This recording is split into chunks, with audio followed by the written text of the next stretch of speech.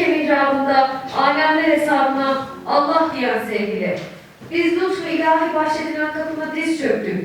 Rabbinden bize ne getirdiysen iman ettik. Duyduk, itaat ettik. Şimdi ise okulumuz 10 ve 11 çocuk gelişim sınıfı öğrencilerinden oluşan İlahi korosunu sahneye davet ediyoruz.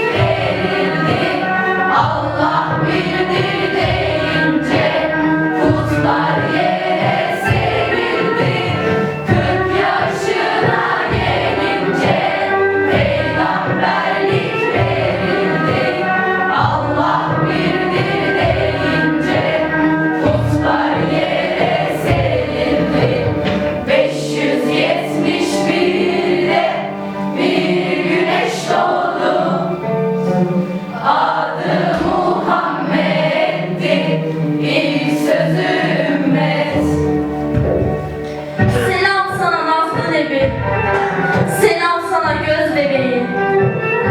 Mevla'nın kudretiyle selam, selam sana nuri dilara, selam sana hak habibi. Rahman'ın kudretiyle selam, selam sana andeli bizişan, selam sana Muhammed'in, Cebrail'in yüreğiyle selam, İbrahimce selam, Rahimce, Gafurca selam. Selam sana ey yetimler padişahı, selam sana Ahmedi nefesi yar, ey yüce selam. Selam sana ya Nebiyallah, selam sana ya Habiballah, selam sana ya Resulallah.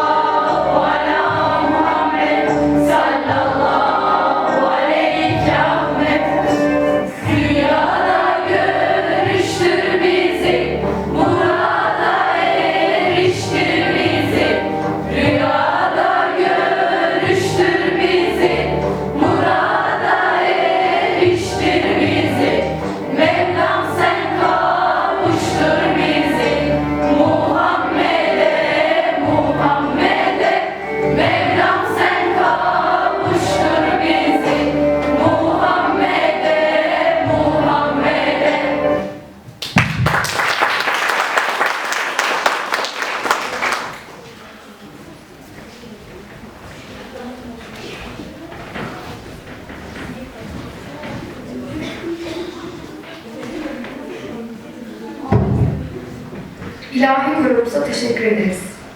Özlemim sen olacaksan yansın yüreğim. Sılası sen olmayan gurbeti istemem.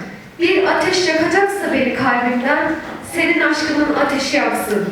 Senden gayrı bir aşkla kör olursa kalbim, bu kalbi istemem, ateşi istemem.